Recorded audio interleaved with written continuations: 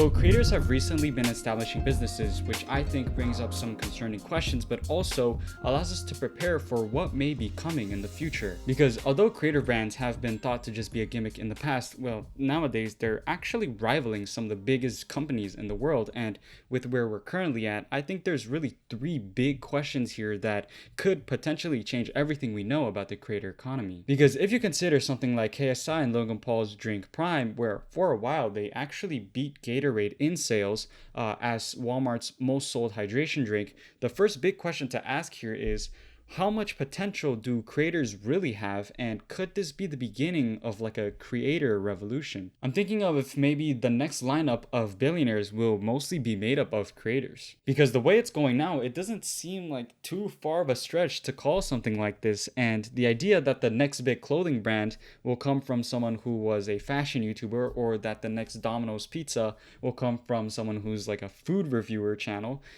doesn't sound too crazy to me for some reason. And look, although I have a positive outlook on this, I do have to admit that there is the concern that all of this could just be hype, and that it'll soon be found out that creators aren't really up for the task of running real businesses. Because we've seen some creators attempt to start up a brand, and I won't name names, but it did not end up going so well, and also it kind of negatively impacted their reputation. So that's kind of what I have at the top of my mind right now, which is, are creators actually a threat to big businesses, or is it all just talk? Because if they are a threat, then I wonder how these big businesses will respond, which is my second big insightful question here. Because just as creators are building their own personal companies, will the current big companies and businesses begin to do the opposite and maybe start building their own personal creators? And I'm not talking about something like Red Bull or Duolingo, because they kind of are content creators, but you can feel that they lean more towards the corporate side still, and it doesn't feel like they're real or actual creators. So what I'm talking about here goes kind of beyond that, where instead of just trying to create like a social media campaign, it's like developing an actual YouTuber. And so for those of you who don't know, an insightful look into how something like this could actually look like would be an account called Kid with Crocs, which was actually run by Anthony Poe. If you guys know who that is, it's a YouTuber. And for those of you unfamiliar with this specific Kid with Crocs channel, basically Anthony made a creator persona where the page was just fully dedicated to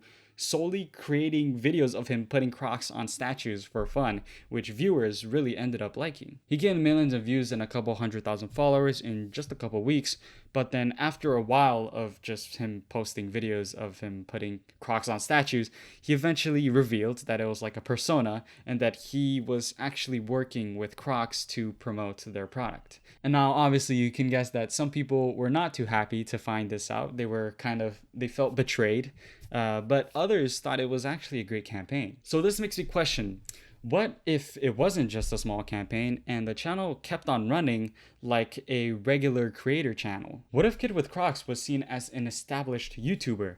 Could the next competitor for Mr. Beast in views be a creator whose channel was actually run by the Crocs company? Because if this is an actual possibility, then it brings the concern about what the future of YouTube will actually look like, which is my third big question here, as could YouTube as a whole eventually shift into becoming a lead generation website, meaning that the primary purpose of videos will be to convince people to buy a product. So let me break it down how I see it.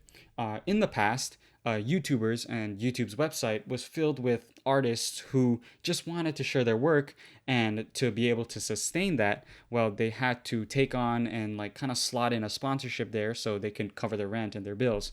But as more time goes on, it's starting to seem like creators are making videos because they eventually just want to steer people into buying something that they have to sell instead of just wanting to share their art. So will YouTube become a website that's just filled with, modern infomercials? And will the viewers be okay with that as long as it's entertaining, or will they turn their back on creators? So you can see how it looks like nothing's really happening right now, But if you look at it in this way, then there is definitely like a shift happening in YouTube, and not only YouTube, but also just content creation and creators in general. I think we're kind of seeing that these social media platforms and YouTube and stuff like that, they're getting more corporate by the day, just little by little. But anyways, that's it for now. Thank you for watching. Like, subscribe, and I'll see you guys later.